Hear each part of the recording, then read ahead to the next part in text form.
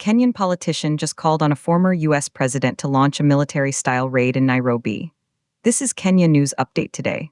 Coming up, you'll discover the explosive allegations linking a Minnesota fraud scheme to a shopping mall in Eastleigh, and why a former deputy president is begging Donald Trump for help. This is a story of international crime, high-level politics, and a dramatic appeal that could shake Kenya's government. Meet Gachagua, a former deputy president, now a leading opposition figure. In a public rally in Githunguri, Embu County, he made a statement that has sent shockwaves across 2 continents. He directly appealed to Donald Trump to intervene in a massive fraud investigation. But here's the twist. This isn't just about American money. It's about where that money allegedly ended up. Gachagua claims that hundreds of millions of dollars stolen from U.S. federal programs in Minnesota were laundered into Kenya. He specifically points to an Eastleigh shopping mall allegedly controlled by a businessman with close ties to President William Ruto. The FBI is already on the case, pouring resources into Minnesota to dismantle what they call multi-layered fraud networks.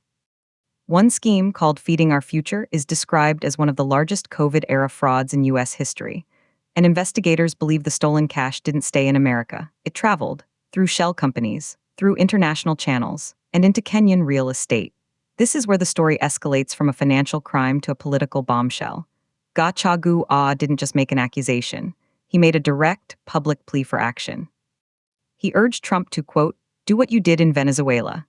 He said, "Do not bother with the court process. Just send a plane, pick that fellow, and prosecute him." This reference to Venezuela is a call for extraordinary rendition, a dramatic and controversial bypass of all normal legal and diplomatic channels. It's an appeal for a foreign power to literally kidnap a Kenyan citizen. The stakes are immense. On one side, you have U.S. authorities intensifying efforts to trace, freeze, and seize assets abroad.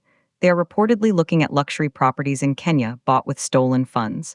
On the other side, you have a Kenyan opposition leader using this international scandal to attack the sitting president's inner circle.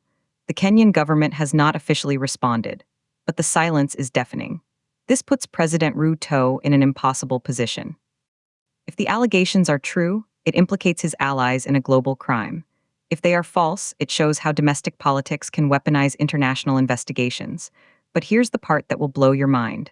This isn't just about one mall or one businessman. This is about a system where fraud in Minnesota can allegedly fuel investment in Nairobi. A system where a politician sees a foreign leader as a tool for domestic political warfare. The implications are terrifying for Kenya's sovereignty and its relationship with the United States. Some see Gachagua as a crusader exposing corruption. Others see him as dangerously inviting foreign intervention into Kenya's affairs. The controversy has drawn intense diplomatic attention. Complex international legal issues remain. But one question hangs in the air, unanswered. If a former U.S. president actually listened to this plea, what would stop him? Do you think inviting a foreign power to arrest a Kenyan is justified to fight corruption, or is it a dangerous betrayal of national sovereignty? Drop your take in the comments. Subscribe to Kenya News Update today for more breaking news that connects local politics to global headlines.